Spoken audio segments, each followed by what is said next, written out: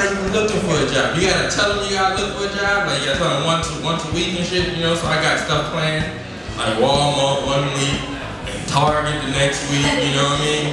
Cause shit, those applications is some shit. All the questions they ask you on that little survey just to see if you can fill out the application. Now, that's some bullshit. Sometimes y'all fall together in the projects and don't know and can't figure out you're in the hood. Oh, honey, look at the brick house. Where's he going with my purse? Let me educate y'all.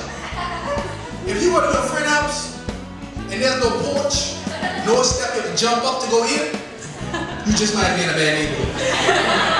If you go to your friend's house and you have to sleep with your wallet, you just might be in a bad neighborhood. If you go to your friend's house and the stop sign doesn't read stop, but instead it reads we don't recycle, we reload, you just might be in a bad neighborhood. If you go to your friend's house and his mother, his cousin, his aunt are the same person, you just might be from Champagne. Sometimes I understand, that's a Salvation? Oh. That's Salvation.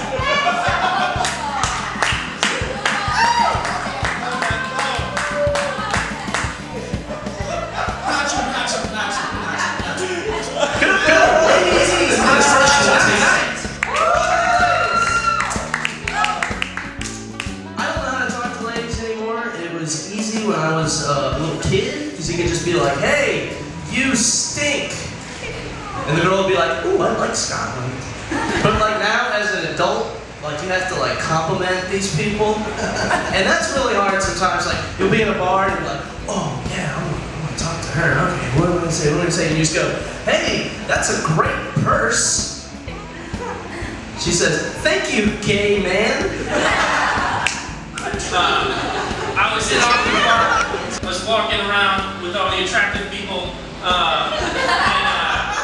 walking around, and there are these two geese that, there's a whole flock of geese, but the two have separated themselves, and they're, I don't know how much you research geese sex, I do, but they're basically, they're biting each other's necks, they're like one's on one, their necks, and it's foreplay for geese, it's what they do, and then, if you don't know that, it maybe looks kind of violent, they're going at each other's necks, and everyone's kind of stopping to watch. There's a whole bunch of other geese that are just honking, like, you know, like, yeah, go for it. And they're proud of their geese friends. They all talk, was it going to happen? Wasn't it going to happen?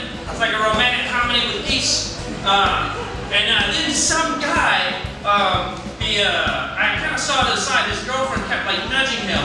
Finally, he gets up, and he goes over to these two geese, and he just starts smacking one on the back. Just starts smacking, trying to break him up. He thinks they're fighting. He doesn't understand. They're about to make sweet love. He was just smacking them, and my only thought was, this is so terrible. If one of these geese, or both of them, it's their first time having sex, because that's the only way they're ever going to be aroused from now on.